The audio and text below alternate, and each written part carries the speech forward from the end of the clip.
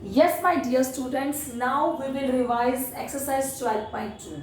In last video, we revised exercise 12.1 and some basic terms.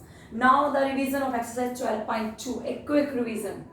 In this, the first and second sum of 12.2 are in the same of this type of sum. Clear? But the statement is different. So you have to do this sum. Find the area of quadrilateral ABCD. This is a quadrilateral ABCD. And whose sides are 4 centimeter, 40 centimeter, 28 centimeter and 15 centimeter. The four sides of quadrilateral are given, and this condition, extra condition is given that angle between first two sides is right angle. ABCD is quadrilateral, then ABB first side and BCB second side. So it is given angle between first two sides be 90 degree. It means it is a right angle. Right angle. Clear? And we have to find the area of this quadrilateral.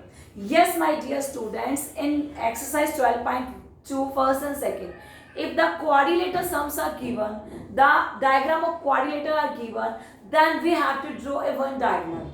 So a diagonal divide the quadrilateral into two triangles, and with the help of area of triangle, we can find out the area of quadrilateral. Okay, firstly I draw this diagonal. Let AC be diagonal. Now this diagonal divide this quadrilateral into two triangles. First triangle है triangle ABC and the second triangle AC. Sorry, यहाँ पे D लिखो. ABC. These two triangles are here. Now अब हमारा काम है, if we have to find the area of this quadrilateral, हमें इन दोनों triangles का area निकालना है, इन्हें ऐड करना है. तो ऐड करने पर क्वाड्रिलेटरल का एरिया आ जाएगा. देखो अब इस ट्रायंगल में टू साइड्स है बट थर्ड नहीं है.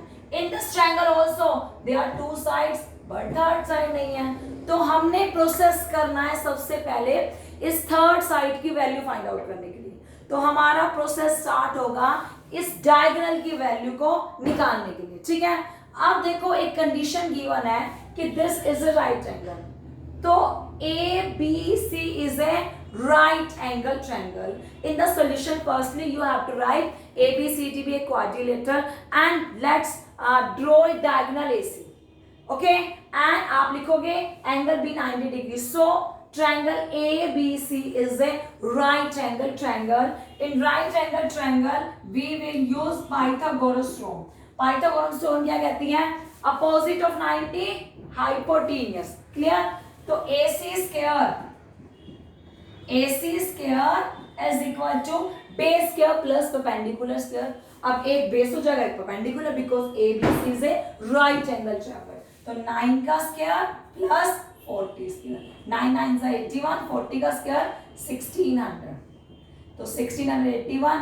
ठीक है, तो AC स्क्वायर क्या आ गया 1681. अब AC स्क्वायर तो AC क्या हो जाएगा स्क्वायर रूट ऑफ 1681 होता है 41 centimetre. It means with the use of right angle we find out the, हमने क्या निकाला हाइपोटेन्यूस की वैल्यू. मैंने इस राइट एंगल की हेल्प से 41 निकाल दिया. This is my hypotenuse. ठीक है, अब हाइपोटेन्यूस आ गया. Now student you can check in this triangle all three sides are here. In this triangle all three sides are here. सभी sides हैं. चलो निकालते हैं. फर्स्ट हम निकालेंगे एरिया ऑफ ट्रायंगल ABC. आप लिखोगे area of triangle ABC. Now my dear students, ABC is a right angle triangle. Right angle है, बेस हमारे पास है, हाइट हमारे पास है, तो हाफ बेस क्रॉस हाइट भी अप्लाई कर सकते हो, और you know all the three sides, आप हीरोन्स भी अप्लाई कर सकते हो.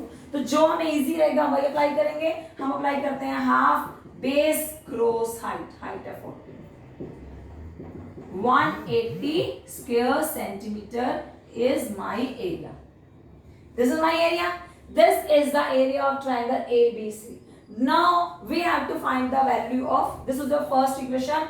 आप इसे first equation दे देना. ठीक है, because इसका एरिया कितना आ गया 180 square centimeter. अब हमने निकालना है area of ACG. All three sides are here. all are different sides. So using Heron's formula you can find out the area of ADC. आप क्या करोगे, पहले सेमी पेरीमीटर निकालोगे, देन आप एरिया में यूज कर देना square root of s into s minus a into s minus b into s minus c. इस फॉर्मूले के हेल्प से आपने इसका एरिया निकाल लिया. After that in last line you have to add these two areas. This will be the area of this quadrilateral, my dear students. So in this way you can find out. Yes, my dear students, this is the most important sum of exercise 12.2. In this sum, a trapezium is given and it is given. We know that in trapezium, one pair is parallel, one is unparallel. And the measurement of trapezium is 30 and 25. The parallel sides are. इस trapezium में AD parallel BC given है. You have to find the area of this trapezium when the parallel sides are 13 and 25 and the other sides 15 and 15. ठीक है ना? I want to tell you one thing. If non-parallel sides are equal, then this trapezium is an isosceles trapezium. किसी trapezium में non parallel side equal हो तो उसे हम कहते हैं आइसोसेलेस ट्रेपेजियम. ठीक है. अब parallel sides AD parallel BC और पैरेलल साइड्स क्या गिवन है 13 and 25 and non parallel 15 and 15. Statement different है बट मेथड सेम है जो हमने 12.2 के एक सम में किया था. यू नो ऑल दिस ना. Okay, we have to find the area. Firstly in this area trapezium क्या होता है, half sum of parallel sides cross height. It means हमें सारा प्रोसेस हाइट को निकालने के लिए करना है. हमें क्या करना है, इसकी हाइट फाइंड आउट करनी है. Let this be height. हमें सारा प्रोसेस करना है इस हाइट को निकालने के लिए. ठीक है. तो मैंने कंस्ट्रक्शन की इसी डी पॉइंट से मैंने एक लाइन ड्रॉ की DE which is parallel to AB. मैंने DE ड्रॉ किया पैरेलल टू AB. ठीक है. और AD और BC और BE तो पैरेलल आई, तो दोनों पेयर पैरेलल हो गए, तो ये क्या बन गया, parallelogram. If it is a parallelogram all two opposite sides are equal and parallel. ठीक है. तो अब क्या होगा, अगर ये 15 है तो ये भी क्या हो गया 15. It means AB equal to DE equal to 15 centimetre.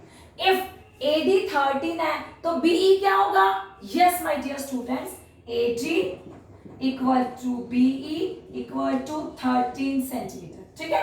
अब BE 13 है, ओके. BC कितना है 25. तो EC क्या रह गया 25 माइनस 13 कितना रह गया 12. तो आप EC को लिखोगे BC minus BE. 25 minus 12 so 13. 25 minus 13 equal to 12 centimetre. ठीक है. अब आपके पास सारी मेजरमेंट है जो लास्ट सम में किया था. You have to do, I will give you hint only in the sum. आपके पास 15 है, ECD ट्रायंगल है, 15, 15 and 12. You have all three sides. आपने क्या करना है, हेरोन्स फॉर्मूले से इसका एरिया निकालना. ठीक है ना. और आप लिखोगे area of triangle DEC is equal to square root of S into S minus A into S minus B into S minus A. आपने इसकी वैल्यू फाइंड आउट करनी है. और सेकंड आप देखो, एक ही ट्रायंगल का एरिया अगर मैं दो मेथड से निकालूं तो एरिया विल बी सेम. तो दोनों मेथड से निकाल के उसकी वैल्यू को सेम रखो. बिकॉज मैंने ये स्टेप क्यों लिया, एक मेथड से कंप्लीट एरिया आएगा, एक मेथड से एरिया हाइट की फॉर्म में आएगा और हमें हाइट की वैल्यू निकालनी है. ठीक है. तो एक तो एरिया आएगा यहां से, एक एरिया क्या लिखोगे, half base cross height. Base 12 है, हाइट h है 6h. अब 6h को आपने हेरोन्स फॉर्मूले वाले एरिया की इक्वल रखना है. In this way you can find the value of h. h की वैल्यू आते ही आपने क्या करना है, एरिया ऑफ ट्रेपेजियम में पुट कर देना. Half sum of parallel sides क्या है 25 प्लस 30 इनटू हाइट की वैल्यू जो यहां से आएगी. In this way you can solve this sum. Clear?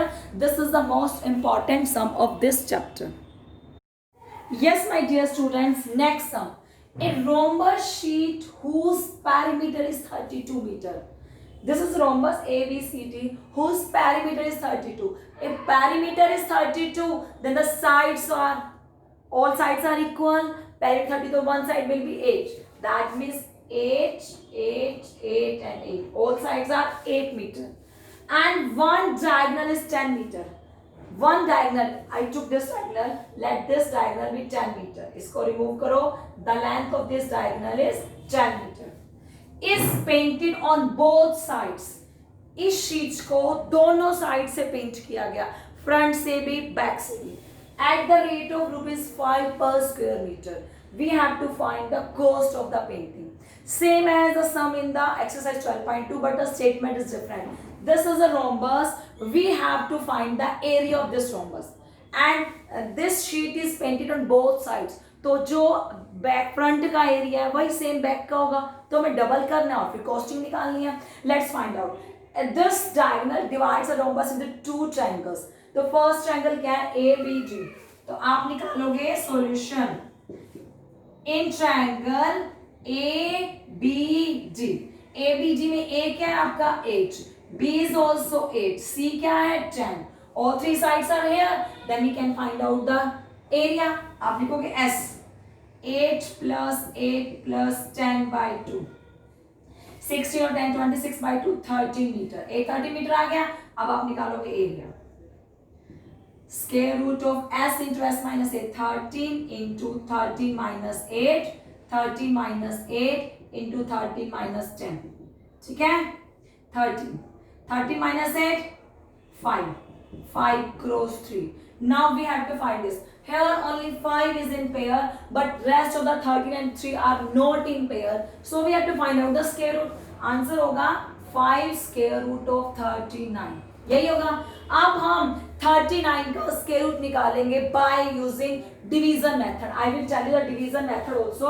39 ऐसे होता है, यहां करते हैं 39 का स्क्वायर रूट. सबसे पहले सेम नंबर से मल्टीप्लाई करनी है. 6 6 36, बिकॉज 7 7 49 बड़ा हो जाएगा, तो 6 6 36. रिमाइंडर भी 3 डेसिमल लगाया, पेयरिंग में 0 होता है. इसका डबल 12 यहाँ होता है. अब हमें 12 के साथ एक ऐसा नंबर लेना है, सेम नंबर नीचे सेम नंबर ऊपर. 121 1 जा 121, 122 2 जा 244. बिकॉज अगर मैं 123 3 सा करती हूँ, 123 3 सा, ये तो 3 से बड़ा हो गया 300 से, तभी मैंने 122 2 जा 244 पे. आई थिंक डेसिमल के बाद 56 is remainder.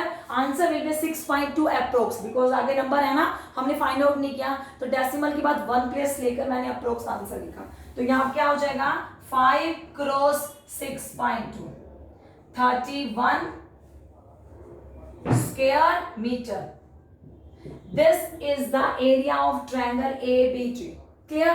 Now my dear students, we have to find the area of complete sheet. तो हमें क्या निकालना है? Area of BDC. अब BDC की भी मेजरमेंट यही है, तो उसका एरिया भी क्या होगा? 31. तो आप लिखोगे एरिया ऑफ रोम्बस. इसके बाद आपने क्या लिखना है? Area of rhombus is equal to, यहां लिखो 31. 5 cross 6.2 31 square metre. Area of rhombus, area of rhombus, ठीक है. Area of ABD plus area of BDC. ABD का एरिया भी 31 है और BDC का भी, क्योंकि सेम है दोनों, तो इसका भी 31. 62 square metre is the area of rhombus. अब ये सिर्फ फ्रंट साइड है, हमें एरिया दोनों, बिकॉज क्या गिवन है कि painted on the both side of, दोनों साइड पेंट है, बट ये तो फ्रंट का है ना. अब आप लिखोगे एरिया ऑफ बोथ साइड्स. क्या लिखोगे? Area of both sides. अब जो फ्रंट का वही बैक का होगा. That means 62 plus 62 124 square meter is our answer. This is the area of both sides, but we have to find the cost of painting. तो आप लिखोगे cost of painting is equal to cost of painting. पर square metre कितनी है? 5 rupees. तो 124 पर कितनी cost हो जाएगी? 124 cross 5 620 rupees. This is our answer. 620 rupees is our answer. So in this way we can do our exercise 12.2 students. If there is any doubt in quick reason or in exercise 12.1 and 12.2, you can call me, you can comment me, and you can write in the comment box, and you can WhatsApp me in any time beta. We are available for you. Okay. Goodbye students.